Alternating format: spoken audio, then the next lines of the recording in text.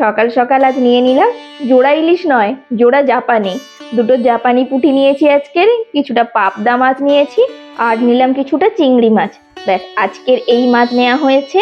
কাকা এখন এগুলোকে কেটে রেডি করে দেবে। আমার এখনো ঘুম থেকে উঠে ঘরের কোনো কাজ সারা হয়নি, তাই সৌরভকে ডেকে বললাম তুমি দেখে নাও কাকা কিরকম পিস করবে, আমি যাই বরং উপরে ঘরে কাজগুলো সেরে আসি। ও আবার আজকে সকাল থেকে অফিসের কাজ নিয়ে ব্যস্ত। ও দাঁড়িয়ে থেকে মাছগুলো কাটিয়ে নিয়েছে, আমি এসে এগুলোকে ভালো করে ধুয়ে নিয়েছি। তারপরে সব মাছগুলোকে নুন হলুদ মাখিয়ে নেব। জাপানি পুঁটি মাছটার ভেতরে অল্প একটু ডিমও ছিল, এইটুকু ডিম আর আলাদা করে ভাজবো না, ওটাকে মাছের ঝোলের মধ্যেই দিয়ে দেব। আজকে রান্না করব এই যে জাপানি পুঁটি মাছটার আলু দিয়ে ঝোল, আর পাবদা মাছটার সর্ষে পোস্ত বাটা দিয়ে ঝাল। পাবদা মাছটা একটু সর্ষের তেলও মাখিয়ে নিয়েছি।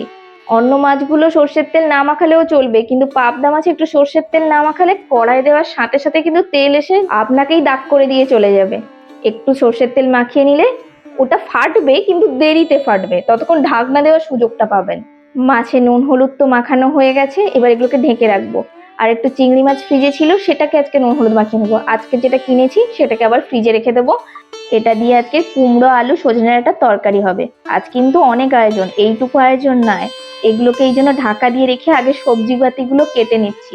যখন বেশি রান্না হয় একটু হাতের কাছে না গুছিয়ে নিলে কিন্তু সমস্যায় পড়তে হয়। মাছগুলোকে তাই আগে ধুয়ে নুন হলুদ মেখে ঢাকা দিয়ে রেখে দিয়েছি। তারপরে আমি আর মা দুজনে মিলে সবজিগুলো কেটে নিলাম। এবার গ্যাসটা জ্বালিয়ে দিয়েছি, একদিকে ভাত বসালাম, একদিকে মাছগুলোকে ভাজতে দেবো। এতগুলো মাছ ভাজতে ভাজতে যেটুকু যা গোছানো বাকি আছে সেটাও গুছিয়ে ফেলবো। ওইদিকে ইন্ডাকশনে মাছের ঝোলের আলুটাকে সেদ্ধ বসিয়ে দিয়েছি, তাহলে কাজটা এগিয়ে যাবে। এই দেখুন সমস্ত সবজি কাটা হয়ে গেছে, কুমড়ো আলুর তরকারি, শাক ভাজা হবে এখানে, আর হবে আমের চাটনি। তার জন্য আমগুলোকেও কেটে নিয়েছি, আর মশলাপাতি সমস্ত কেটে রেডি করে নিয়েছি। পাবদা মাছ ভাজার সময় একটা জিনিস খেয়াল রাখতে হয়, তেলে দেওয়ার সময় গ্যাস কমিয়ে দিতে হয়, ঢাকনা দেওয়ার পর গ্যাস ফুল করে দিতে হয়। 1 মিনিট কি 2 মিনিট এক পিঠ হয়ে গেলে আবার গ্যাসটা কমিয়ে অন্য পিঠ উল্টে দিতে হয়, দিয়ে আরো 2 মিনিট ওই পিঠটাকে ভাজতে হয়। ব্যাস, তাহলে কিন্তু এটা হয়ে যাবে। খুব বেশি কড়া করে কিন্তু পাবদা মাছ ভাজার কোনো প্রয়োজন নেই। ভাতটা আমার হয়ে গেছে, ভাত নামিয়ে আরেকটা কড়াই বসিয়ে দিলাম। এবার এখানে সর্ষের তেল দিয়ে নিলাম, দিলাম একটু শুকনো লঙ্কা ফোড়নে, সাথে দিলাম জিরে। এবার দেব কিছুটা পেঁয়াজ কুচি। ব্যাস, এবার পেঁয়াজটাকে একটু লাল লাল করে ভাজবো। ভাজার পর দেব মুগের ডালটা। আজ কিন্তু একটু সোনা মুগের ডালও করছি। ডালটাকে ভালো করে ধুয়ে এবার ভেজে নিচ্ছি। সুন্দর একটা গন্ধ বেরোলে এবার পরিমাণ মতো জল দিয়ে দেব, হলুদ গুঁড়ো দেব, আর দেব চিনি। ব্যাস, এবার ঢাকা দিয়ে ওটাকে হতে দিলেই কিন্তু ডালটা সেদ্ধ হয়ে যাবে। আমি মুগের ডাল জেনারেলি এভাবে করে ডবল ফোড়ন দিই না। ওই দিকের পাবদা মাছগুলো সব ভাজা হয়ে গেছে, এবার জাপানি পুঁটি মাছগুলোকেও ভাজতে দেবো। এই মাছটা কিন্তু বেশ একটু কড়া করে ভাজতে হবে, না হলে কিন্তু এটা ভালো লাগবে না। 4টে মাছ দিলাম, কারণ এর বেশি কড়াইতে কিন্তু ধরবে না, একটু সময় ধরে এটাকে কড়া করে ভাজবো। আমি ওদিকে ভাজাভুজি করছি, মা বসছে শিলনোড়াতে। এখন সর্ষে পোস্ত কাঁচা লঙ্কাটাকে পেস্ট করে নেবে। ওইদিকে ইন্ডাকশনে আলুটাও সেদ্ধ হয়ে গেছে। এবার আমটাকে নুন হলুদ দিয়ে ভাপাতে দেব। আমটা আজকে প্লাস্টিক চাটনি করব। মাছগুলো কিন্তু বেশ কড়া করে ভাজা হয়ে গেছে। এই 4 পিস মাছ তুলে নিয়ে বাকি যে 2 পিস মাছ আছে সেই 2 পিস মাছ দিয়ে দেব, সাথে ওই যে মাছের ডিমটা ছিল ওটাকেও ভাজতে দিয়ে দিলাম। এবার একটু সর্ষের তেল কম লাগছিল, একটু দিয়ে নিয়েছি। ওইদিকে ডালটাও কিন্তু সেদ্ধ হয়ে গেছে। এটা তো আমাদের বাড়ির মুগের ডাল, খুব তাড়াতাড়ি সেদ্ধ হয়ে যায়। একে ওই জন্য প্রেশার কুকার টুকারে দেওয়ার কোনো প্রয়োজন নেই। মাছের ডিমগুলো কিন্তু ভাজা হয়ে গেছে, এগুলো তুলে নেব। লাস্ট অব্দি রাখতে গেলে কিন্তু এগুলো পুরো কালো হয়ে যাবে। এবার মাছটাকে সাইড করে দিয়ে চিংড়ি মাছ কটাকে ভাজতে দিলাম। বেকার সময় নষ্ট করে গ্যাস নষ্ট করে কোনো লাভ নেই। আজকে তো বললাম অনেক রান্না, বলুন তো কখানা রান্না এখনো অব্দি কাউন্ট করতে পারলেন? এই যে ডালে নুনটা দিয়ে নিলাম, এবার ডালটা একটু ফুটিয়ে নামিয়ে দেব, তাহলেই আমার একখানা রান্না কিন্তু কমপ্লিট আপাতত হয়ে যাবে। ভাতটাও কিন্তু হয়ে গেছে। এবার এই কড়াইটা ধুয়ে আবার বসিয়ে নেব। আগে সর্ষে পোস্ততে পাবদা মাছটা করে নেব, আর এইদিকে মাছটা ভাজা হয়ে গেলে এই কড়াইতে এখন কুমড়ো আলু সজনে ডাঁটার তরকারিটা চাপিয়ে নেব। মাছটা ভাজতে কিন্তু এখনো একটু বাকি আছে। ডালটা যে নামিয়ে রেখেছিলাম উপর থেকে একটু ভাজা জিরের গুঁড়ো ছড়িয়ে এবারে ঢেকে দেবো। এদিকে সর্ষের তেল গরম হয়ে গেছে, ফোড়নে দিলাম 2টো কাঁচা লঙ্কা, একটু কালো জিরে, অল্প একটু কুচনো পেঁয়াজ, 2-4টে রসুন কুচি, একটা বড় সাইজের টমেটো কুচি। এবার অল্প একটু নুন দিয়ে ওটাকে ভাজতে দিলাম। এদিকে মাছটাও কিন্তু ভাজা হয়ে গেছে। এই কড়াইতে এবার একটু পেঁয়াজ দিলাম, সাথে দিলাম একটু শুকনো লঙ্কা, 5 ফোড়ন। এবার পেঁয়াজটাকে অল্প একটু ভাজবো, একদম লাল করে ফেলবো না। এবার সমস্ত সবজিটা দিয়ে নেব, তারপর দেব নুন, হলুদ আর সামান্য লঙ্কা গুঁড়ো। কুমড়ো তরকারিতে খুব বেশি লঙ্কা গুঁড়ো দেবেন না, মিষ্টি জিনিস জিভে কিন্তু লাগবে।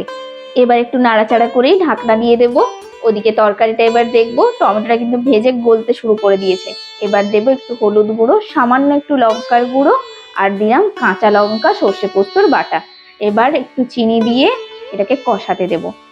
এটা কিন্তু ঢাকনা দিয়ে ভালোভাবে কষিয়ে তেলটা ছাড়িয়ে নিতে হবে।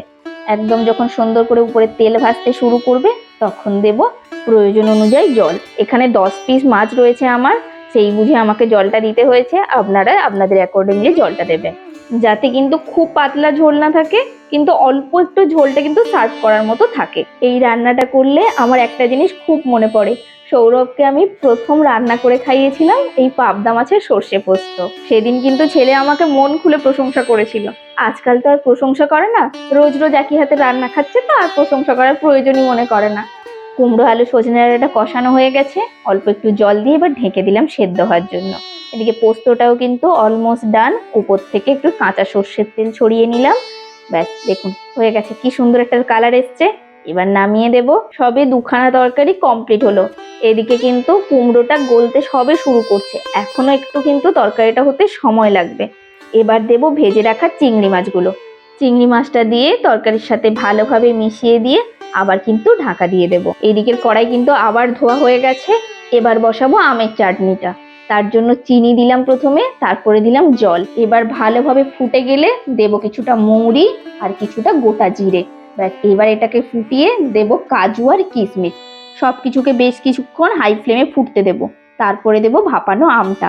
আমটা দিয়েও কিছুক্ষণ ফোটাতে হবে। তার মধ্যে দিয়ে নেব একটু হলুদ গুঁড়ো, সামান্য একটু কাশ্মীরি লাল লঙ্কার গুঁড়ো। এটা একেবারেই অপশনাল, শুধুমাত্র কালারের জন্য। এবার দিয়ে দেব স্বাদ অনুযায়ী নুন। এবার এটা ফুটতে থাক।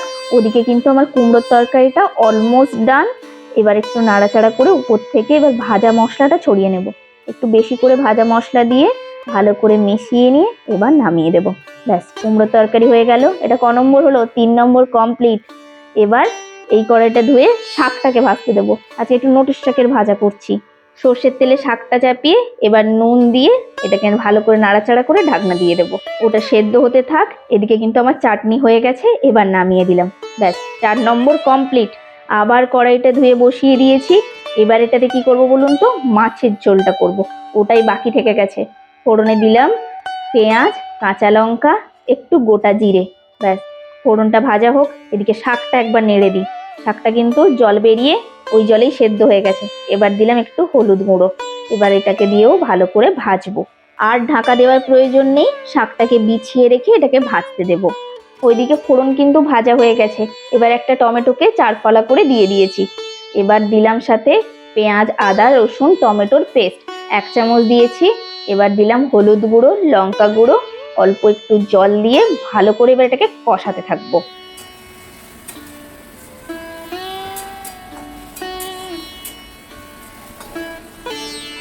মশলা থেকে তেল ছাড়ার পর জল ঢেলে দিয়েছি। হাই দেখুন, আমি যে আলুটা সেদ্ধ করে রেখেছিলাম সেটাকেই কষাতে ভুলে গেছি। জল ঢালা হয়ে গেছে, তারপর খেয়াল পড়েছে আলুটাই দিইনি। কি আর করবো, এপাশে একটা তাওয়া বসিয়ে দিয়ে আলুটাকে আলাদা করে ভেজে নিলাম। শাকটাকে নামিয়ে রেখেছিলাম, ভেজে আবার ঝোলের মধ্যে দিয়ে ফুটিয়ে তারপরে মাছগুলো দিলাম। আবার ওখানে শাকের কড়াটা বসালাম। এরকম ভুল আমার হতেই থাকে। আপনাদের কার কার সাথে এরকম ভুল হয় আমাকে কিন্তু কমেন্টে জানাবেন। যেদিনই একটু বেশি তাড়াহুড়ো করি, এই মশলা কষানোর পর আলুটা দিতে ভুলে গিয়েই জলটা ঢেলে দিই। জল ঢালার সাথে সাথেই মনে পড়ে হায় আলু দিইনি। কি আর করব, আলাদা করেই ভাজতে হয় নুন হলুদ দিয়ে। ঝোল ফুটে গেছে, একটু ধনেপাতা কুচি ছড়িয়ে দিয়েছি। ব্যাস কমপ্লিট। 5 নম্বর ডান। শাকটাও ভাজা হয়ে গেছে। এবার এটাকে ফোড়ন দেব। শাকটাকে একটু সাইড করে দিয়েছি, দিয়ে দিলাম কাঁচা লঙ্কা, একটু পেঁয়াজ কুচি, অল্প একটু রসুন কুচি আর দেবো একটু 5 ফোড়ন। ব্যাস দিয়ে এটাকে ভালো করে ভাজতে থাকবো। কিন্তু ভেজে খুব লাল করার কোনো প্রয়োজন নেই, অল্প ভাজা হয়ে সুন্দর গন্ধ বেরোলেই শাকের সাথে মিশিয়ে দেবো। এবার আর মিনিট খানেক ভাজবো, তারপরেই নামিয়ে দেবো। তাহলেই আমার কিন্তু ক নম্বর হলো? এবার 6 নম্বর কমপ্লিট হলো। একটু পাঁপড় ভাজবো বলেছিলাম, সেটা আর হলো না। ওইদিকে দাদারা আজকের কাজ শেষ করবে, সমস্ত কাজটা হয়ে গেছে। আমাদের পুরনো যে সানমাইকাগুলো ছিল, সকালের ভিডিওতেই দেখলেন কিভাবে কালো হয়ে গেছে, ওটাই থিনার দিয়ে এখন ক্লিন করছে। এই যে স্ট্রাকচারটা দেখছেন টোটালি অন্যরকম ছিল, পুরো কেটে কুটে আলাদাভাবে সব সেটিং করা হয়েছে, এই জন্য খুবই নোংরা ধরে গেছে। এবার পুরোটাকে একসাথে ক্লিন করে নেওয়া হচ্ছে। যারা আমার রেগুলার ভিডিও দেখেন তারা তো বুঝেছেন এটা কদিন আগের ভিডিও। এবার আজকে যে ভয়েস ওভার দিতে বসছি, আজকে দেখুন কিভাবে মুষলধারে বৃষ্টি হচ্ছে। আমি এখন জানালার সামনে বসে বসে এডিটিং করছি আর বৃষ্টি দেখছি। হঠাৎ করেই মারাত্মক ঝড় বৃষ্টির সাথে বাজ। তাহলে আজ আসি, অসংখ্য ধন্যবাদ ভিডিওটি দেখার জন্য।